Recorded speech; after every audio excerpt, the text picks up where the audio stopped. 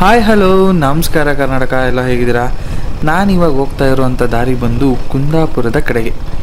ಅದು ವಿಯಾ ಅಲ್ದೂರು, ಶೃಂಗೇರಿ, ಬೇಲೂರು, ಅದಕ್ಕಿಂತ ಹೆಚ್ಚಾಗಿ ಆಗುಂಬೆ ದಾರಿ ಮೇಲೆ ಹೋಗ್ತಾ ಇದ್ದೀನಿ. ಮೊದಲನೇದಾಗಿ ನಾನು ಹೋಗ್ತಾ ಇರೋದು ಬಂದು ನನ್ನ ಫ್ರೆಂಡ್ಸ್, ಅಂದರೆ ಆಫೀಸ್ ಫ್ರೆಂಡ್ಸ್ನ ಅಣ್ಣ ಮತ್ತು ಅಕ್ಕ ಇಬ್ಬರದು ಮದುವೆ ಇದೆ. ಅಂದರೆ ಒಬ್ಬ ಫ್ರೆಂಡ್ನ ಅಕ್ಕನ ಮದುವೆ, ಇನ್ನೊಬ್ಬ ಫ್ರೆಂಡ್ನ ಅಣ್ಣನ ಮದುವೆ.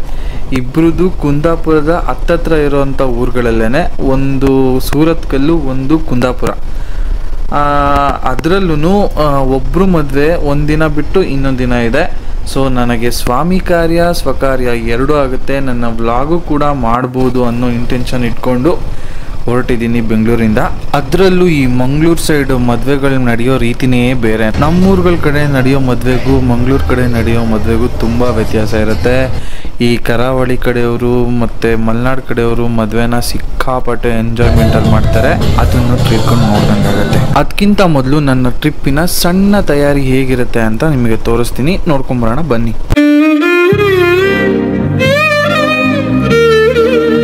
ಹಲೋ ನಮಸ್ಕಾರ ಕರ್ನಾಟಕ ಎಲ್ಲ ಹೇಗಿದ್ದೀರಾ. ನಾನಿವತ್ತು ಬೆಂಗಳೂರಿಂದ ಕುಂದಾಪುರಕ್ಕೆ ಹೋಗ್ತಾ ಇದ್ದೀನಿ. ಇದನ್ನೆಲ್ಲ ಅರ್ಧ ಪುರುಷ ಇವ್ರ ಮನೆಗೆ. ಇವತ್ತು ರಾತ್ರಿ 11 ಗಂಟೆ 11:15 ಹೊರಟ್ರೆ ನಾಳೆ ಬೆಳಗ್ಗೆ ಕುಂದಾಪುರ ರೀಚ್ ಆಗುವಂಥ ಚಾನ್ಸಸ್ ಇದೆ. ಇದು ಡ್ರೋನು, ಗೋಪ್ರೋ, ಇದು ಬಂದು ಮೈಕ್ಗಳು, ಡಿಜಿಟೆಕ್ದು. ಸೊ ಇದಾದಮೇಲೆ ಇದ್ರ ಕವರ್ಸು, ಹೆಲ್ಮೆಟ್ ರೆಡಿ ಇದೆ ವಿತ್ ಗೋಪ್ರೋ. ಅದಾದಮೇಲೆ ನನ್ನ ಲಗೇಜು, ಅವನ ಲಗೇಜು ರೆಡಿ ಇದೆ. ಸೊ ಮನೆಯಿಂದ ಇವಾಗ ಹೊರಡೋದಷ್ಟೇ. ನಾನು ಯಾವಾಗಲೂ ರೈಡ್ ಹೋಗೋದಕ್ಕಿಂತ ಮುಂಚೆ 2 ಕೆಲಸನ ತಪ್ಪದೇ ಮಾಡ್ತೀನಿ. ಆ್ಯಂಡ್ ನೀವು ರೈಡ್ ಹೋಗೋದಕ್ಕಿಂತ ಮುಂಚೆ ಇದನ್ನು ಪ್ರಾಕ್ಟೀಸ್ ಮಾಡ್ಕೊಳ್ಳಿ. ಮೊದಲನೇದಾಗಿ chain clean and chain spray ಅಥವಾ ಲೂಬ್ ಆದರೂ ಮಾಡಿ. ಇನ್ನೊಂದು, ಯಾವಾಗಲೂ ಗಾಡಿನ ರೈಡ್ ಸ್ಟಾರ್ಟ್ ಮಾಡೋದಕ್ಕಿಂತ ಮುಂಚೆ 2 ರಿಂದ 4 ನಿಮಿಷ ಸ್ಟಾರ್ಟ್ ಮಾಡಿಬಿಡಿ, ಸ್ವಲ್ಪ ಇಂಜಿನ್ ವಾರ್ಮಪ್ ಆಗಲಿ. ಅದಾದಮೇಲೆ ರೈಡ್ನ ಸ್ಟಾರ್ಟ್ ಮಾಡಿ, ಏನೂ ತೊಂದರೆ ಇಲ್ಲ. ನಾವು ಹೆಂಗಾಗುತ್ತೆ ಅಂದರೆ ಇದಕ್ಕಿದ್ದಂಗೆ ಮಲಗಿರೋರನ್ನ ಬಡ್ದು ಎಬ್ಬಿಸಿ ಓಡು ಅಂದಂಗೆ ಆಗುತ್ತೆ. ಹಿಂಗೆ ಹೋಗ್ತಾ ದಾರಿಲಿ ಅಲ್ದೂರ್ ಹತ್ರ ಒಂದು ಒಳ್ಳೆ ವ್ಯೂ ಕಾಣಿಸ್ತು. ಪಟ್ಟಂತ ಗಾಡಿ ಸೈಡ್ಗೆ ಹಾಕಿ ಡ್ರೋನ್ ಆನ್ ಮಾಡಿ ಒಂದು ಒಳ್ಳೆ ಶಾಟ್ ತೊಗೊಂಡೆ ನೋಡಿ.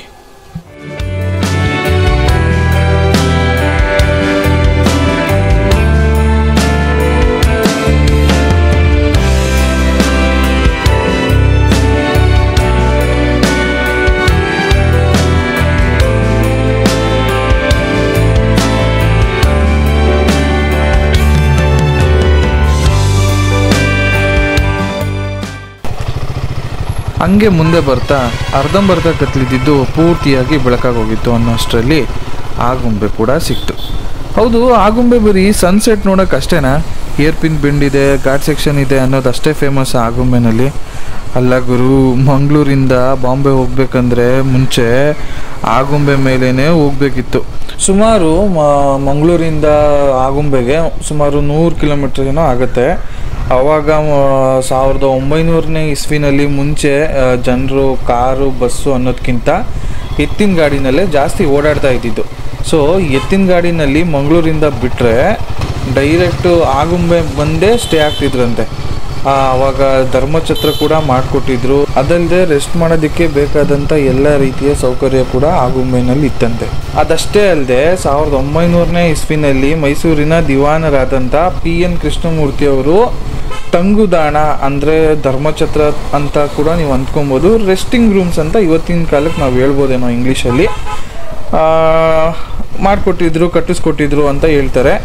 ಅದಾದಮೇಲೆ ಬರ್ತಾ ಬರ್ತಾ ಟ್ರೈನು, ಬಸ್ಸು, ಕಾರು ಓಡಾಟ ಜಾಸ್ತಿ ಆದಮೇಲೆ ಮಂಗಳೂರಿಂದ ಹರಿಹರ ಡೈರೆಕ್ಟ್ ಹೋಗಿ ಹರಿಹರದಿಂದ ಜನರು ಮುಂಬೈಗೆ ಡೈರೆಕ್ಟ್ ಟ್ರೈನಲ್ಲಿ ಓಡಾಡ್ತಿದ್ರಂತೆ. ಅದಕ್ಕಿಂತ ಮುಂಚೆ ಎತ್ತಿನ ಗಾಡಿ ಇಲ್ಲ ಕಾರಲ್ಲೇ ಓಡಾಡಬೇಕಿತ್ತು. ಏನಕ್ಕೆ ಅದು ಅಷ್ಟೊಂದು ಬಾಂಬೆಗೆ ಹೋಗೋದು ತುಂಬ ಪ್ರಾಮುಖ್ಯತೆ ಇತ್ತು ಅಂತಂದರೆ, ಅವತ್ತಿನ ಕಾಲಕ್ಕೆ ಬೆಂಗಳೂರು ಅಷ್ಟೊಂದು ಬೆಳೆದಿರಲಿಲ್ಲ. ಬ್ರಿಟಿಷ್ ಕಾಲದಲ್ಲಿ ಸಮುದ್ರದ ತಂಗುದಾಣ ಅಂದರೆ ಪೋರ್ಟ್ ಇರೋ ಕಡೆ ತುಂಬ ಜಾಸ್ತಿ ಬೆಳವಣಿಗೆ ಇತ್ತು. ಅಲ್ಲಿ ತುಂಬ ಜಾಸ್ತಿ ಕೆಲಸಗಳು ಸಿಗ್ತಾ ಇತ್ತು.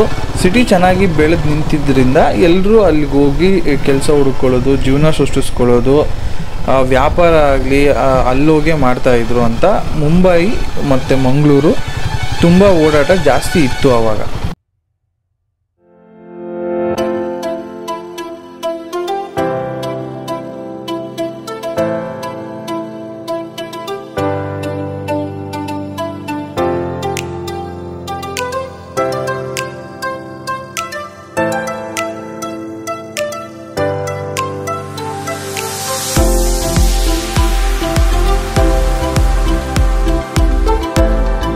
A few moments later. Kundapura reach ಆಗಿದ ತಕ್ಷಣ ಅವ್ರ ಮನೆಗೆ ಹೋಗಿ ರೆಸ್ಟ್ ಮಾಡಿ ಫ್ರೆಶ್ ಅಪ್ ಆಗಿಬಿಟ್ಟು ಸೀದಾ ಹೋಗಿದ್ದೆ ಅವತ್ತು ಸಂಜೆ ಮದುವೆ ಗಂಡಿನವ್ರ ಮನೆಗೆ. ಅವ್ರ ಮನೇಲಿ ಮಕ್ಕಳು ಕಸಿನ್ಸು ಎಲ್ಲ ಸೇರಿಕೊಂಡು ಆಟ ಆಡಿದ್ರು. ಅವತ್ತು ನೈಟೆಲ್ಲ ಹಂಗೆ ಕಳೆದೋಯ್ತು.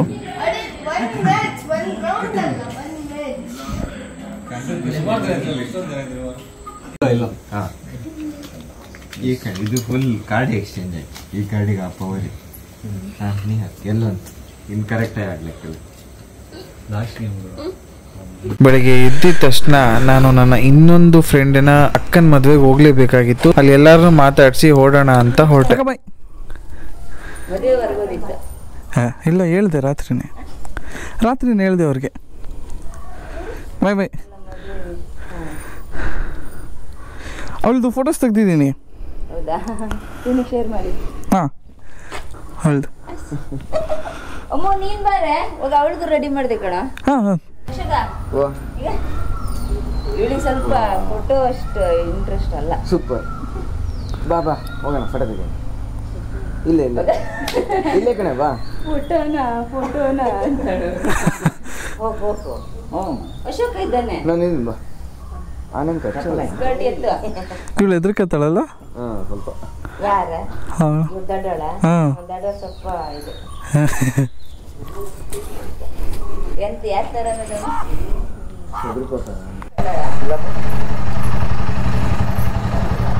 ನೋಡ್ರಿ ನಿಮ್ಮ ಮಗಳು ಎಷ್ಟು ಚೆನ್ನಾಗಿದ್ದಾಳೆ. ಚೆನ್ನಾಗೈತೆ. ಅವನಿಗೆ ಶೇರ್ ಮಾಡಾಯ್ತಾ? ಹಾಂ ಕಳಿಸಿದ್ದೀನಿ.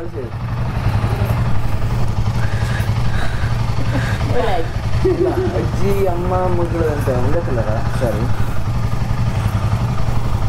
ಇವರೊಬ್ಬರೇ different. Different. She is always different. ಇಲ್ಲ ಅದಕ್ಕೆ ಬೇಜಾರಾಗಬಾರ್ದು ಅಂತ. ಅಯ್ಯೋ ಆ ಕಲ್ಲರೇ ನಂಗೆ ಹಾಕಿಲ್ಲ ಅನ್ನೋದು ಬೇಡ ಅಂತೀವಿ. ನಮ್ಮ ಫ್ಯಾಮಿಲಿ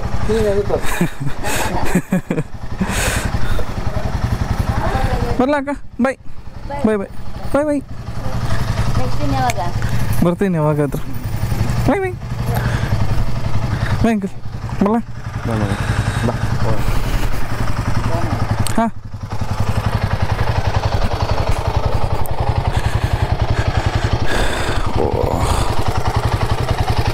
ಜಂಪ್ ಮಾಡಬೇಕು.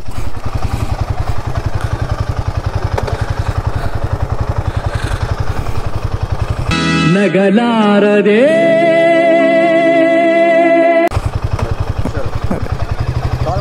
ಹಾಂ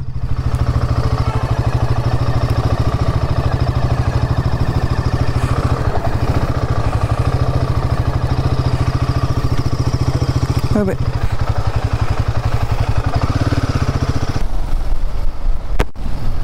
ಏನು ಊರು ಶಿವ ಇದು.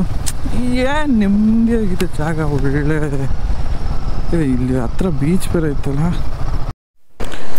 ಜನರು ಇಲ್ಲಿ ಮೀನು ಹಿಡಿತಾ ಇದ್ದಾರೆ. ನೋಡೋಣ ಏನು ಹಿಡಿತಿದ್ದಾರೆ ಅಂತ.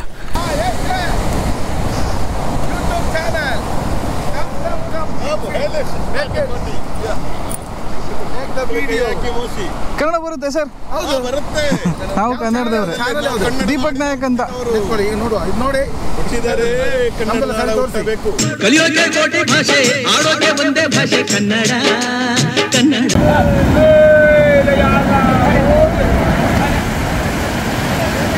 ಖಾಲಿ ವಿಡಿಯೋ ಮಾಡಿದ್ರೆ ಆಯ್ತು, ಎಡಿಟ್ ಮಾಡಿದ್ರೆ ನಮ್ದು ಹಾಕ್ಬೇಕು.